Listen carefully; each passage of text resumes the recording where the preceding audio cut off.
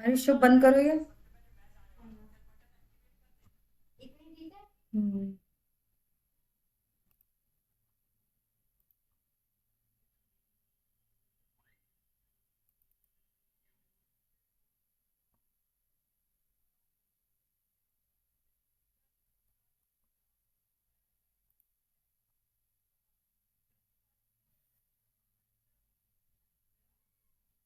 नमस्कार दोस्तों। अभी आपकी क्लास जो है स्टार्ट हो चुकी है गद्य पर आधारित। और मुझे उम्मीद है आप सभी को बहुत पसंद आ रही हैं क्लासेस। जी बिल्कुल। और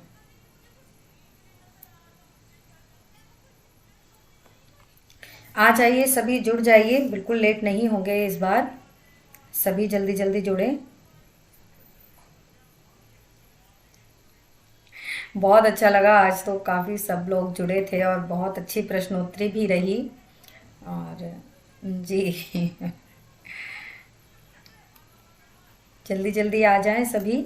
और एक बार शेयर कर दीजिए, आप सभी जो लोग यहाँ पर उपस्थित हैं शेयर एक बार कर दीजिए, जिससे कि इस समय लोग आराम करने लग जाते हैं तो फटाफट से उनको याद आ जाए और वो फटाफट उपस्थित हो जाएं क्लास में। तो शेयर कर दीजिए। जी फिर स्टार्ट करते हैं। और देखिए, आप क्लास लेकर देखिए कि आपको कैसी लगेगी। फिर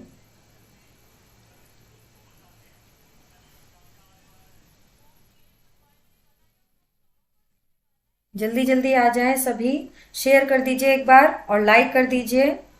लाइक कर दीजिए सभी लोग। और जो भी उपस्थित हैं थंब कर दीजिए ताकि मुझे पता चल जाए आप लोग आ चुके हैं। फिर मैं क्लास को स्टार्ट करती हूँ। मैं क्लास को स्टार्ट करती हूँ फटाफट। देखिए कितनी मेहनत है, मैं आप कब से जो है क्लासेस कर रही हूँ और कितने प्रश्नों को हम कवर कर चुके हैं। इसी तरह सोचिए, यदि डेली क्लासेस आप लेंगे, अटेम्प्ट करेंगे, तो कितने ही प्रश्न हमारे कवर होंगे, जो एक भी नहीं छूटने वाला है ना। तो बहुत ज़रूरी है इतने प्रश्नों का अभ्यास हो। जी बिल्कुल। और फटाफट से सभी आ जाएं। चलिए फिर शुरू करते हैं। और नमस्कार दोस्तों, नमस्कार बिल्कुल। जी हाँ जी बिल्कुल, आ गए हैं आप और शुरू हो रही है हमारी क्लास। हाँ जी, बस स्वागत रहता है आपका और इंतज़ार रहता है कि आप जल्दी जल्दी से आएं और हम फटाफट से क्लास को शुरू करें, जिससे कि कुछ भी प्रश्न आपके छूट ना जाएं, है ना। वैसे तो रिकॉर्डेड भी आप ले सकते हैं, चैनल पर जाकर के आप रिकॉर्डेड क्लास भी ले सकते हैं, ठीक है। हाँ हाँ बिल्कुल, आप रिकॉर्डेड लीजिएगा। और लाइव रहेंगे तो ये है, आपके मन में जो भी जिज्ञासाएं होंगी वो आप हमसे पूछ सकते हैं। इतना फ़ायदा आपको लाइव में रहता है। जी। और गद्य साहित्य हम आज शुरू करने जा रहे हैं तो थोड़ा सा। जी कविता मैम नमस्कार, आप आ गए फटाफट। खाना वाना हो गया आपका? देखिए मैं उठी नहीं हूँ 4 बजे से, ये मेरी फोर्थ क्लास है और पूरी मेहनत के साथ हम डटे हुए हैं। और इसी तरह जो है हमारी टीम रहेगी और टीम के साथ मेहनत से डटना पड़ेगा, है ना। जी चलिए नमस्कार। तो शुरू करते हैं। देखिए पहले तो मैं आपको बता दूं, गद्य साहित्य हम ये शुरू कर रहे हैं, इतना ज़्यादा इम्पॉर्टेंट है, इतना ज़्यादा इम्पॉर्टेंट है कि यहाँ से प्रश्न 100% इतने ज़्यादा बन जाते हैं कि आप यकीन नहीं कर सकते। तो इसीलिए मैंने आदिकाल के साथ साथ ही गद्य साहित्य शुरू कर दिया है। दूसरी बात, गद्य साहित्य के साथ ही हम देखिए नाटक पढ़ेंगे, लेकिन थोड़े से प्रश्न गद्य साहित्य के हैं जो बहुत जरूरी हैं, जिससे हमें जानकारी मिलेगी कि आखिर गद्य का आविर्भाव हुआ कैसे और कौन सा गद्य जो है कैसा है, तो वो हम पहले पढ़ लेते हैं। तो आज हम गद्य पढ़ेंगे और कल से हम नाटक पढ़ेंगे, है ना। चलिए इसको खत्म करेंगे आज और कल से नाटक पढ़ेंगे। ये देखिए, हिंदी का विकासात्मक गद्य साहित्य इंपॉर्टेंट है। और अब आ जाते हैं पहले प्रश्न पर। हिंदी शब्द का विकास किस शब्द से हुआ है? सिंधु, सिंधी, हिंद, सिंधवी। देखिए कितने इंपॉर्टेंट प्रश्न हैं ये, आपके उसमें भी क्या नाम है, पीजीटी के एंट्रेंस में भी इस तरह के प्रश्न बनते हैं और बहुत ही ज्यादा। तो हिंदी देखिए, शब्द की उत्पत्ति क्रम क्या है, सिंधु नदी। सिंधु, जब ईरानी यहाँ पर आए थे, फारस के मुसलमान, वो क्या करते थे, सा को हा पढ़ते थे। तो क्योंकि सिंधु नदी के पास रहने वाले जो लोग होते थे, उनको सिंधु ना कहकर वो हिंदू बोलते थे, उनकी भाषा को सिंधी ना कहकर हिंदी भाषा कहते थे। बिल्कुल मैम, बिल्कुल सही आंसर है आपका, आंसर ए होगा। दूसरा प्रश्न देखिए, सिंधु का हिंद किस भाषा के अंतर्गत आता है। सिंधु का जो हिंद है वो किस भाषा के अंतर्गत आता है, बताइए। तो आंसर जी बिल्कुल, तो 2 का आंसर आपका हो जाएगा फारसी। ये भी पूछा जाता है कि हिंदी जो शब्द है वो कौन सी भाषा का है, तब भी हम लगाएंगे फारसी। और सिंधु का हिंद, हिंद देखिए प्रश्न घुमा के पूछा गया है, वो जबकि वही प्रश्न है, तो इसका आंसर भी फारसी होगा जी। 2 का आपका ए होगा फारसी, बिल्कुल। तीसरा प्रश्न है, हिंद, हिंदू, हिंदी शब्द का प्रयोग सर्वप्रथम किसने किया। आर्यों ने, ईसाइयों ने, यहूदियों ने या मुसलमानों ने, किसने किया है। तो यहां पर देखिए, अभी मैंने आपको बताया था कि ईरानी जो फारस के मुसलमान थे, फारस के मुसलमानों ने ही इसका प्रयोग किया था, तो इसलिए यहाँ पर पूरा नहीं दिया है, लेकिन जब इस तरह की कंडीशन आएगी तो हम इसमें ये चुनेंगे, मुसलमानों ने कहा है। अगला प्रश्न देख लेते हैं। अगला प्रश्न होगा जी, चौथा प्रश्न है, बजरोया 6ठी शताब्दी के जबाने हिंद में हिंदी शब्द का क्या अर्थ है। बजरोया में, बजरोया की जो जबान है यानी भाषा है, जबाने हिंद में हिंदी शब्द का क्या अर्थ है। तो इसका अर्थ आपका बताइए, इसका अर्थ होगा भारत, यानी बजरोया किसको हिंदी बोलते थे, भारत को, पूरा हमारा जो देश है उसको हिंदी बोलते थे। आगे चलते हैं 5वें प्रश्न की ओर। खुसरो की खालिक बारी में भाषा के लिए किस शब्द का प्रयोग किया गया है। जो खालिक बारी इनकी है रचना, उसमें भाषा के लिए किस शब्द का प्रयोग किया है। हिंदवी, हिंदी, हिंदीक, किस शब्द का प्रयोग है बताएं। जी जी बिल्कुल मैम, बने रहें आप। और इसमें जी बिल्कुल हिंदवी का प्रयोग है खालिक बारी में, और हिंदवी का प्रयोग कई बार आया, हिंदवी का बहुत बार प्रयोग आया है। इसी के साथ प्रश्न नंबर 6 देख लेते हैं। भाषा विज्ञान में हिंदी कितनी बोलियों का प्रतिनिधित्व करती है। तो भाषा विज्ञान के अंतर्गत हम पढ़ते हैं, देखो 28, 8, 17 या 18। तो कंफ्यूजन आपको इसमें बिल्कुल नहीं होगी, इसमें बिल्कुल नहीं होगी। यहां पर जी बिल्कुल कविता मैम, 5 का जो है, 5 का आंसर ए होगा, हिंदवी, बिल्कुल आपका आंसर सही आ रहा है। और 6 का आप देखिए, यहाँ 2 में हमें कंफ्यूजन बिल्कुल नहीं होगी, कंफ्यूजन हो जाती है यहाँ पर कि 17 होगा या 18, तो सही आंसर आपका होगा। देखिए बोलियां यहाँ पे पूछा, बोल कितनी, हिंदी जो है कितनी बोलियों का कितनी बोलियों का प्रतिनिधित्व करती है। तो ये 8 बोलियों का प्रतिनिधित्व करती है, ठीक है। हिंदी भाषा विज्ञान में हिंदी 8 बोलियों का प्रतिनिधित्व करती है। आंसर आपका 6 होगा। और इसमें इसी के अंतर्गत जो है ये हमारी जो है बोलियां आ जाती हैं। 7 का आंसर देख लीजिए, व्यापक अर्थ में हिंदी कितनी बोलियों का प्रतिनिधित्व। अब देखिए यहां पर क्या था, भाषा विज्ञान के अंतर्गत, लेकिन व्यापक अर्थ में हिंदी कितनी बोलियों का प्रतिनिधित्व करती है। तो प्रश्न देखिए कितने अच्छे जी। 6 का आंसर सी बिल्कुल होना चाहिए मैम, लेकिन थोड़ा सा प्रश्न को घुमा दिया है कंफ्यूज करने के लिए, क्योंकि यहाँ पर ये 7वें प्रश्न में दे रहे हैं कि व्यापक अर्थ में हिंदी कितनी बोलियों का प्रतिनिधित्व करती है। तो 17 ना होकर के 18 है, बाद में एक जुड़ करके 18 बोलियां हो गई हैं। कहीं कहीं 17 भी दिया रहेगा तो 17 ही लगाएंगे, 18 दिएगा तो 18 लगाएंगे। यहाँ पर क्योंकि 17 का ऑप्शन नहीं है तो हम 18 आंसर को चुन लेंगे। लेकिन जब भाषा विज्ञान में हिंदी की कितनी बोलियों को प्रतिनिधित्व करती है तो 8 आंसर होगा, ठीक है। आगे चलते हैं 8वें प्रश्न की ओर। खड़ी बोली गद्य में रचना प्रारंभ होती है किस शताब्दी से। तो देखिए 19वीं शताब्दी से, तो हम इसका क्रम ही समझ लेते हैं कि 19वीं शताब्दी के बाद तो खड़ी बोली अपनी चरम सीमा पर थी और गद्य ही जो है 19वीं शताब्दी के बाद गद्य ही लिखा गया, लेकिन उससे पहले भी गद्य बहुत लिखे गए। तो उसकी शुरुआत कहाँ से मानी जा रही है, तो उसकी शुरुआत 13वीं शताब्दी से है। बिल्कुल सही, 13वीं शताब्दी से खड़ी बोली गद्य, जो कि मैंने आपको सुबह वाली क्लास में बताया भी था कि गोरखनाथ द्वारा लिखा गया गद्य जो है उसको मिश्र बंधुओं ने प्रथम गद्य माना है और उनका जो समय था वो 13वीं शताब्दी शुक्ल जी ने माना है। जी बिल्कुल। ममता मैम नमस्कार, आप उपस्थित हो चुकी हैं। 7 का जो है बिल्कुल गा होगा। आगे चलते हैं 9th प्रश्न की तरफ। राजस्थानी गद्य का आरंभिक रूप किस समय में मिलता है?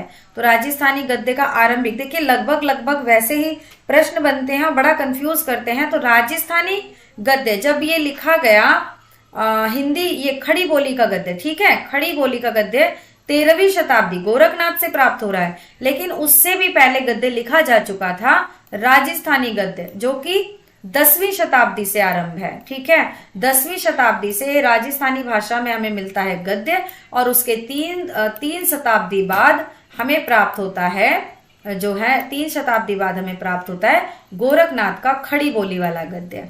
ठीक है, और 19वीं शताब्दी में तो आप लोग आ ही जाएंगे फिर हमारे सभी कवि गद्यात्मक जो लिखते हैं। प्रश्न नंबर 10 की ओर चलते हैं। ब्रिज भाषा गद्य का आरंभिक रूप। देखिए कितने अच्छे प्रश्न यहाँ पर संकलित किए गए हैं और पीजीटी 2008 में बना है ये। तो राजस्थानी का तो हमारा 10वीं शताब्दी हो गया, खड़ी बोली का कितना हमारा हो गया, 13वीं हो गया। अब आ जाइए ब्रिज भाषा पर। ब्रिज भाषा में कब हो, कितना हो गया? जी बिल्कुल 9 का सी होगा मान्या मैम। उपस्थित सभी लोगों को बहुत बहुत आभार, बहुत बहुत धन्यवाद। आपके सहयोग से ही ये क्लास इतनी सुंदर हो रही है।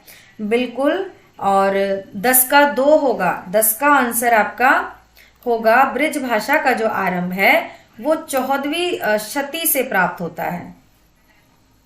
ठीक है, हाँ जी बिल्कुल 14वीं शती से प्राप्त होता है। 10वीं से आपको राजस्थानी मिलेगा और 13वीं से हमें प्राप्त होगा खड़ी बोली। ठीक है, और इसके खड़ी बोली के बाद 14वीं से प्राप्त होगा हमारा ब्रिज भाषा। हाँ, गद्य की बात हो रही है, पद्य की बात नहीं हो रही है। तो खड़ी बोली के बाद ही हमें ये प्राप्त होगा। अब आ जाते हैं, राजस्थानी गद्य मिलता है किसमें? मौलिक और अनुदित ग्रंथों में, टीकाओं में, कवियों की निजी रचनाओं में, बीच बीच में टीका के रूप में, उपयुक्त सभी में। तो देखिए बहुत बहुत अच्छे प्रश्न हैं और मैं मानती हूं कि प्रश्न ये सभी इतने इंपॉर्टेंट हैं। का मौलिक और अनुदित रचनाओं में, दोनों में हमें मिल जाएगा, टीकाओं में भी मिल जाता है और कवियों की निजी रचनाओं के बीच बीच में टीका के रूप में भी हमें प्राप्त होता है। तो आंसर हमारा इसका होगा घा। ठीक है, घा होगा आंसर। अगला प्रश्न देख लेते हैं। जी बिल्कुल कविता मैम, डी आंसर होगा 11 का। और यहाँ देखिए 12 पर आ जाते हैं। ब्रिज भाषा गद्य की अखंड परंपरा। अब देखिए यहाँ ब्रिज भाषा हमें 14वीं शताब्दी से प्राप्त हो गया था, लेकिन अब यहाँ पूछ रहा है कि अखंड परंपरा कब से मानी जाती है?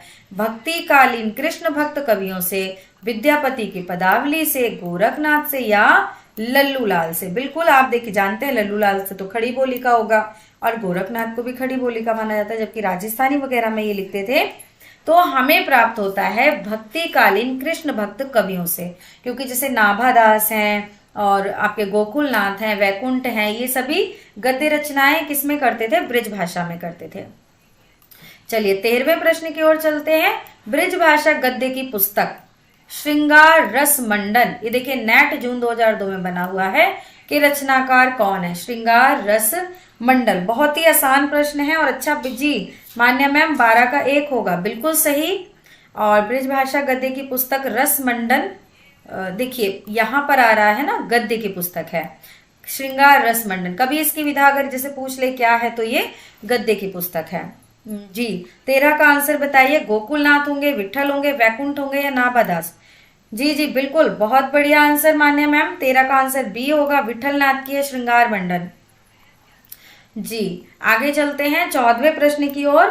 14वें प्रश्न में पूछा गया है दक्कनी हिंदी गद्य की प्राचीनतम पुस्तक मेराजुल आशकीन के लेखक कौन है? इसको तो हम लोग कितनी बार रट चुके हैं, है ना। मुल्ला वजही होंगे, कुतुब शाह होंगे, सैयद हुसैन, ये सब कोई नहीं होंगे और होंगे हमारे, जी आप लोग सेंड कर रहे हैं, बहुत अच्छा लग रहा है। यहाँ पे मान्या मैम इसका आंसर बी होगा, बिल्कुल। बंदा नेवाज गेसुदराय और मुल्ला वजही की जो है रचना है, अभी मुझे नाम याद नहीं आ रहा है जी। गेसुद राय यहाँ पर सही, मिराजुल आशकिन के रचनाकार होंगे, बिल्कुल सही। 15वें प्रश्न की ओर हम चलते हैं। मुल्ला वजही की गद्य कृति कौन सी है? देखिए सबरस, मैं बिल्कुल इसको ध्यान कर रही थी और मुझे सामने ही दिख गया। मुल्ला वजही की गद्य कृति है सबरस, ठीक है। यहाँ पर आपका आंसर हो जाएगा ग, बिल्कुल। और चलते हैं 16वें प्रश्न की ओर। आदिकालीन गद्य रचना, आदिकालीन गद्य रचना कुवलय माला कथा, कुवलय माला कथा के सोमप्रभ सूरी, अद्योतन सूरी, शालीभद्र सूरी या गोरखनाथ। तो मुझे लगता है इसका आंसर आप सभी जानते हैं, बिल्कुल। 16वें प्रश्न का आंसर जी जी बिल्कुल 15 का आंसर आपने दिया है सी, बिल्कुल सही, बिल्कुल सही है जी। 16 का आंसर, अच्छा जी बिल्कुल 16 का आंसर यहाँ अद्योतन सूरी होगा मैम, 15 का होगा सी, ठीक है ग। मुल्ला वजही का है सबरस और 16 का आंसर होगा अद्योतन सूरी। कुवलय माला कथा अद्योतन सूरी द्वारा लिखा गया है, बिल्कुल बिल्कुल। कविता मैम का आंसर आया, मान्या मैम का आया, आप लोगों के आंसर बिल्कुल सही है। और यहाँ 17वां देख लीजिए, रोड़ाकृत गद्य रचना कौन सी है? बिल्कुल सबको इसका आंसर पता है, ये रचना जो है राउल बेल है। आगे चलते हैं जी, 18वें प्रश्न की ओर चलते हैं।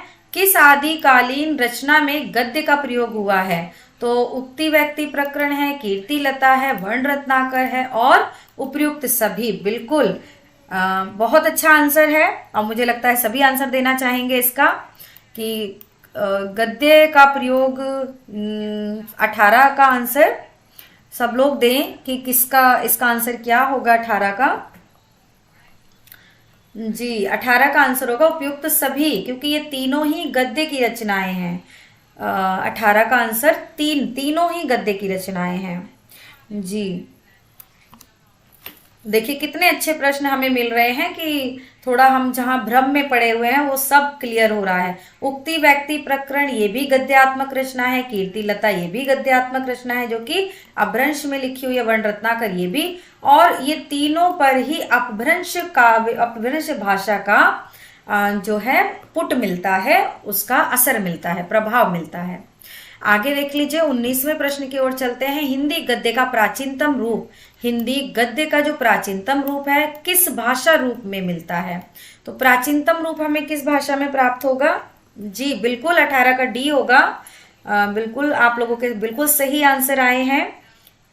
और यहाँ देखिए हिंदी गद्य का प्राचीनतम रूप हमें किस भाषा में प्राप्त होता है?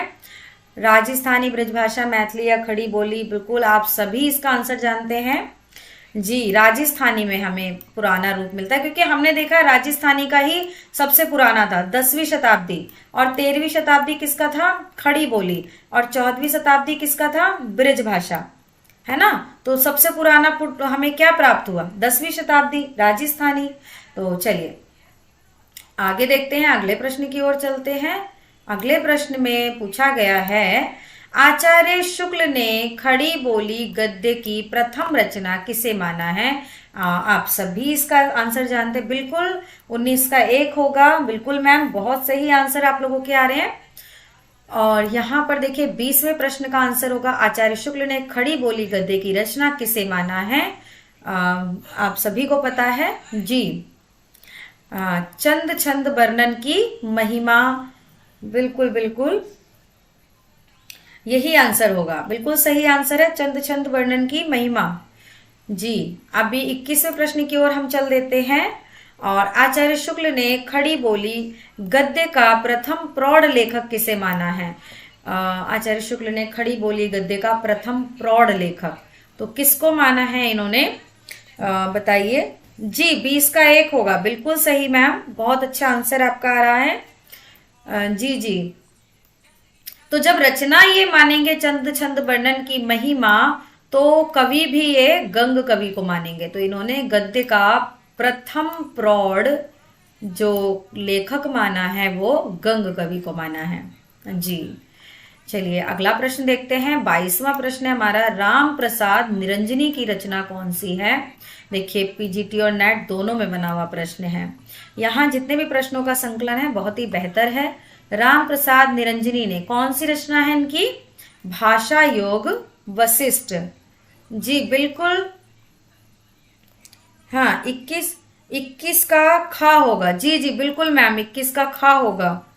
हाँ फ्लो में यहाँ पर हो रहा था, ये गलत होगा, गंग कवि को नहीं मानेंगे। जी खा होगा बिल्कुल सही आंसर, कि प्रथम प्रौढ़ लेखक राम प्रसाद निरंजनी को माना है। और राम प्रसाद निरंजनी की रचना कौन सी है? तो इनकी रचना जी बिल्कुल 4 है। जी जी भाषा योग वशिष्ठ है। और 23वें प्रश्न की ओर चलते हैं। बोलते बोलते मैं ना पता नहीं कभी कभी फ्लो में चली जाती हूँ। मिश्र बंधुओं ने हिंदी का प्रथम गद्य लेखक किसे माना है? तो अभी हम लोग कई बार जिक्र कर चुके हैं कि मिश्र बंधुओं के द्वारा, जी बिल्कुल ममता मैम बहुत अच्छे आंसर आपके आ रहे हैं, गोरखनाथ को इन्होंने माना है प्रथम लेखक, गद्य लेखक। 24वें प्रश्न का उत्तर, गोविंद राजगुरु ने भाषा योग वशिष्ठ को किस लिपि में लिखा हुआ बताया है? बताइए, फारसी, खस, गुरमुखी या कुटिल लिपि में? जी 23 का 2 होगा बिल्कुल सही। कविता मैम 23 का बी होगा बिल्कुल सही। और 24 का आंसर देखिए क्या होगा, किस लिपि में बताया? गोविंद राजगुरु ने भाषा योग वशिष्ठ को किस लिपि में लिखा हुआ बताया है?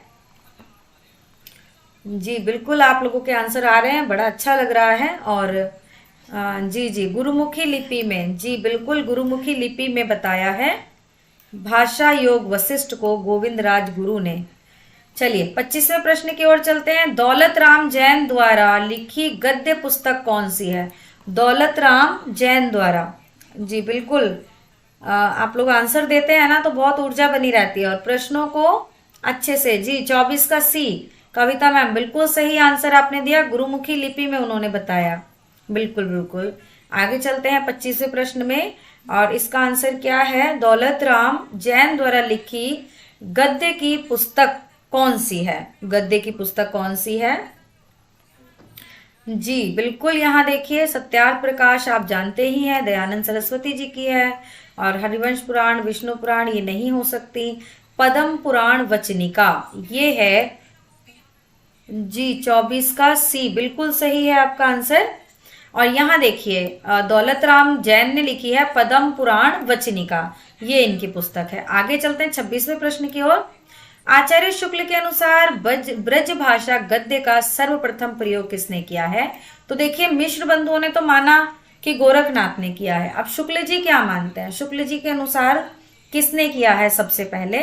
क्या गोरखपंथी योगियों ने किया है, कबीर ने, सूरदास ने या नाभादास ने? तो देखिए हम लोगों ने पढ़ा भी है कि समय के अनुसार भी यदि हम देखें तो गोरखपंथी यहाँ पर होंगे। जी बिल्कुल गोरखपंथी योगी होंगे और जिन्होंने सर्वप्रथम गद्य का प्रयोग किया है।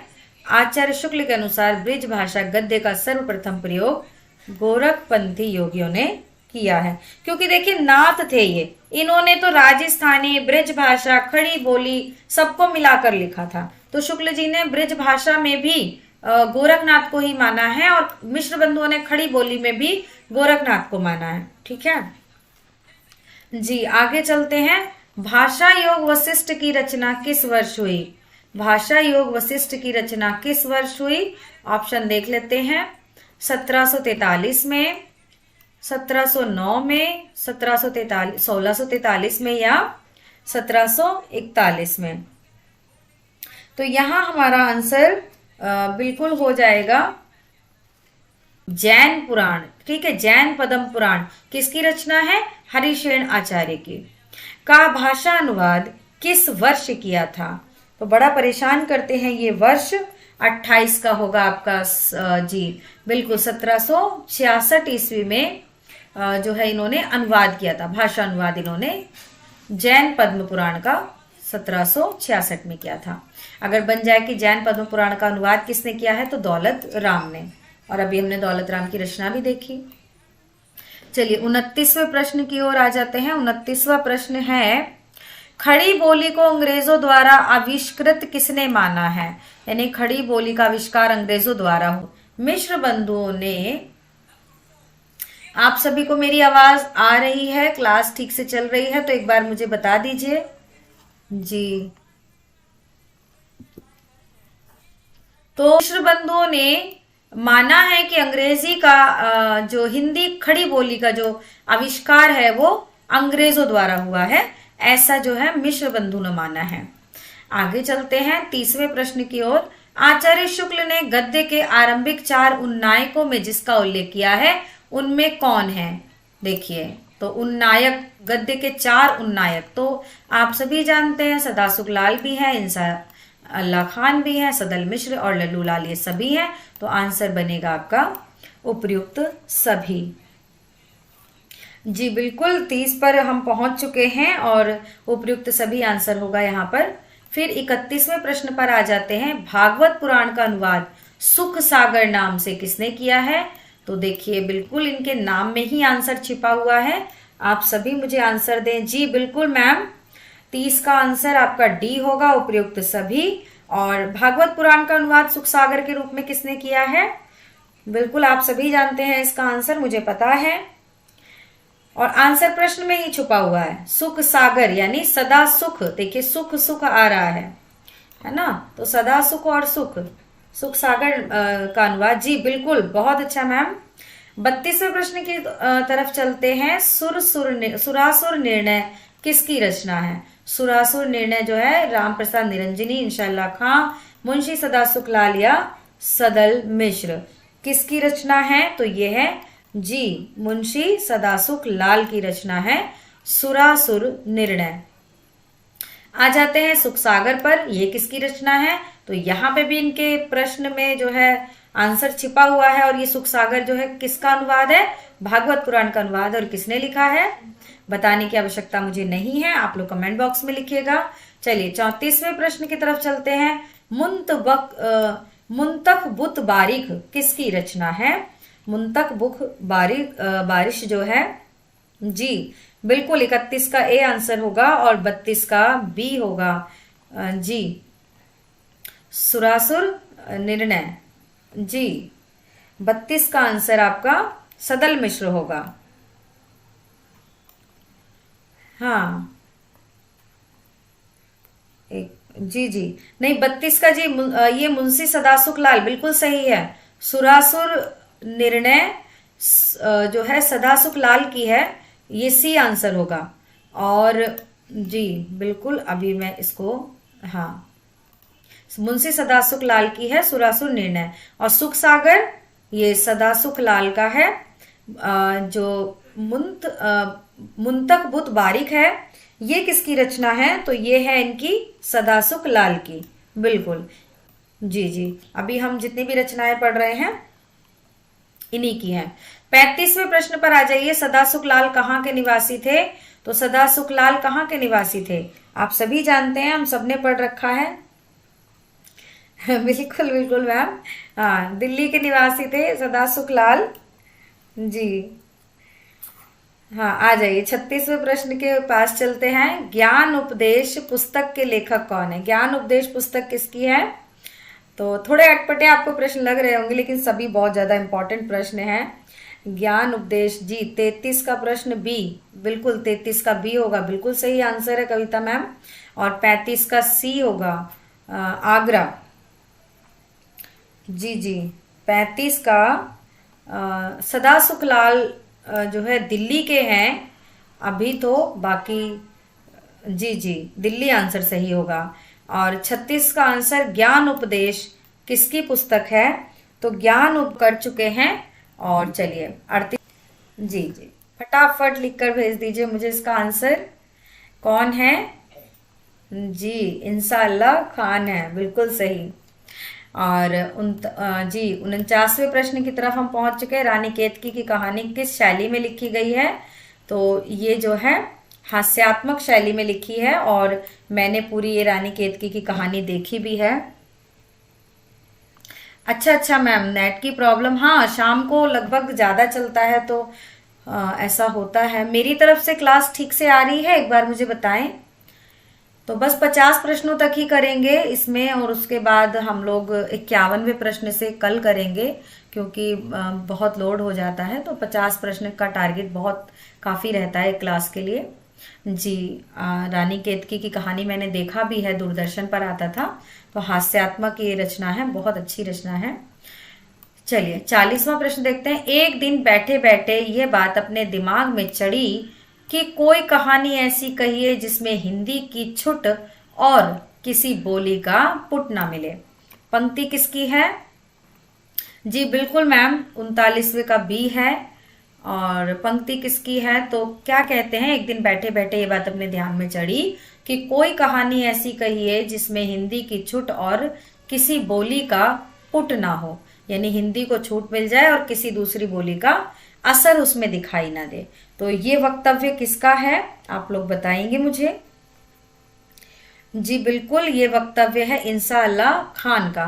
तो हम अगर रिलेट करना चाहें तो हम ये कहेंगे कि इंशाअल्लाह ऐसा जादू कर दीजिए कि हिंदी को छूट मिल जाए और किसी और बोली का पुट ना हो, है ना। हम भगवान से दुआ करते हैं, तो इंशाअल्लाह ऐसा कर दीजिए। यहाँ पर भी हमारा ये रिलेट हो जाएगा। रानी केतकी की कहानी की भाषा क्या है? तो ये सभी जानते हैं, खड़ी बोली है और खड़ी बोली का रूप लिए हुए है, बिल्कुल। आगे देखिए 42वां प्रश्न है, उदयभान चरित के लेखक कौन है? तो उदयभान भी रानी केतकी की कहानी को ही कहते हैं और इस हिसाब से इंशाअल्लाह खान इसके लेखक हुए। आगे चलते हैं 43वें प्रश्न की ओर। जी बिल्कुल, नहीं, उदयभान चरित जो है ना, ये रानी केतकी की कहानी का ही दूसरा नाम है, उदयभान चरित। और रानी केतकी की कहानी इंशाअल्लाह खान ने लिखी है और उदयभान चरित भी, क्योंकि दोनों का नाम एक एक, इसमें रानी केतकी की कहानी में जो नायक है वो उदयभान है और केतकी का जो प्रेमी होता है, तो इसलिए उदयभान चरित यहाँ पर नाम दे दिया गया है। तो इंशाअल्लाह खां होगा, बिल्कुल सही। जी, आचार्य रामचंद्र शुक्ल ने किस लेखक की भाषा के लिए चटकीली मटकीली, देखिए ये इतने इंपॉर्टेंट प्रश्न हैं कि ये नेट की परीक्षाओं में भी बड़ा परेशान करते हैं कि चटकीली मटकीली मुहावरेदार और चलती है विशेषणों का प्रयोग किया, किसकी भाषा के लिए किया। तो आप सभी जान रहे हैं अभी हम क्या पढ़ रहे हैं, किन्हें पढ़ रहे हैं? तो हम पढ़ रहे हैं इंशाअल्लाह, मतलब आप भगवान से दुआ कीजिए कि इंशाअल्लाह इनकी भाषा चटकीली मटकीली मुहावरेदार और अच्छी हो जाए, जिससे कि इन्हें गुस्सा ना आए, है ना। तो इस तरह से हम लोग रिलेट कर लेंगे, वरना हम भूल जाते हैं कि सदासुख लाल की है, सदला मिश्र की है, लल्लू लाल की किसकी है। तो इस तरह से हम याद कर सकते हैं। 44वें प्रश्न पर आ गए हैं। फोर्ट विलियम कॉलेज की स्थापना किस वर्ष हुई थी? तो आप सभी जानते हैं, इसका आंसर आप लिखकर भेजिए मुझे फटाफट से। 45वें प्रश्न, कलकत्ता में फोर्ट विलियम कॉलेज के संस्थापक कौन थे? देखिए टीजीटी 2005 में बना हुआ प्रश्न है कि कलकत्ता में फोर्ट विलियम कॉलेज की स्थापना के संस्थापक कौन थे? जी 43 का डी हो गया, 44 का आंसर बिल्कुल बिल्कुल ए 1800, बिल्कुल मैम 1800 में फोर्ट विलियम कॉलेज की स्थापना हुई थी। और जब 1800 में स्थापना हुई थी तो कलकत्ता में इसके संस्थापक कौन थे? इसके संस्थापक थे मार्क्विस वेलेजली। ठीक है, वेलेजली कई बार आ जाएगा लेकिन हमें मार्क्विस याद रखना जरूरी है। मार्क्विस वेलेजली जो है कलकत्ता में फोर्ट विलियम कॉलेज के संस्थापक थे। 45 का बी बिल्कुल सही आंसर है आपका। 46 का है, फोर्ट विलियम कॉलेज की स्थापना का प्रत्यक्ष उद्देश्य क्या था? क, कंपनी के कर्मचारियों को शिक्षा देना जिससे शासन सुचारू रूप से चलाया जा सके। ख, हिंदी भाषा का विकास करना, अंग्रेजी ज्ञान प्रचार प्रसार करना या संस्कृत भाषा का ज्ञान पुनः प्रचारित करना। तो फोर्ट विलियम कॉलेज, देखिए 46 आ गया आपका कंपनी के कर्मचारियों को शिक्षा देना जिससे शासन सुचारू रूप से चल सके। तो जब भी ये प्रश्न बनेगा हम लोग कंफ्यूज हो सकते हैं, इसलिए फोर्ट विलियम कॉलेज का हमें पता होना चाहिए कि इसकी स्थापना कर्मचारियों को शिक्षा देने के उद्देश्य से की गई थी। जी 47वें प्रश्न और 3 प्रश्न और हमारे पास बचे हैं, फटाफट कर लेते हैं। फोर्ट विलियम कॉलेज में हिंदुस्तानी भाषा का अध्यक्ष नियुक्त किए गए थे कौन? फोर्ट विलियम कॉलेज में हिंदुस्तानी भाषा के अध्यक्ष कौन? जी बिल्कुल 46 का ए होगा, बिल्कुल सही मैम। फोर्ट विलियम कॉलेज में हिंदुस्तानी भाषा के अध्यक्ष कौन नियुक्त किए गए थे? जी बताएं सभी। गिलक्राइस्ट, बिल्कुल सही। गिलक्राइस्ट को फोर्ट विलियम कॉलेज में हिंदुस्तानी भाषा का अध्यक्ष नियुक्त किया गया था। 48वें प्रश्न पर आ गए हैं। गिलक्राइस्ट किस लिपि के पक्षपाती थे? बहुत ही अच्छे प्रश्न हैं। देखिए चुनिंदा प्रश्न है, गिलक्राइस्ट किस लिपि के पक्षपाती हैं? तो ये जो है रोमन लिपि के पक्षपाती हैं, यानी अंग्रेजी लिखने के पक्षपाती हैं। 49वें प्रश्न पर हम पहुंच चुके हैं। हिंदी के प्रचार प्रसार में ईसाइयों का योगदान किस रूप में है? तो हिंदी के प्रचार प्रसार में ईसाइयों का जो योगदान है, स्कूल स्थापना, प्रेस की स्थापना, या हिंदी पुस्तकों का लेखन, या बाइबल का हिंदी में अनुवाद कराकर प्रचारित करना। बिल्कुल सही मैम, 47 का बी होगा। गिलक्राइस्ट जो है वहां के जो है हिंदुस्तानी भाषा के अध्यक्ष चुने गए थे। जी 49 का आंसर आपका हो जाना है, फोर्ट विलियम कॉलेज में भाषा मुंशी कौन थे? जल्दी से आपका आंसर आ जाए। जी लल्लू लाल, ठीक है। तो कहते हैं ना लल्लू थे, मगर इतने लल्लू लाल जो है इतने ज्ञानी ध्यानी थे कि भाषा मुंशी उनको नियुक्त किया गया था फोर्ट विलियम कॉलेज के अंतर्गत, ठीक है। और यहाँ हिंदुस्तानी भाषा के अध्यक्ष गिलक्राइस्ट बनाए गए थे। तो इस तरह बिल्कुल बिल्कुल मैम, आपके बहुत अच्छे आंसर मुझे प्राप्त हुए हैं। इस तरह से हमने 50 प्रश्न कंप्लीट किए हैं।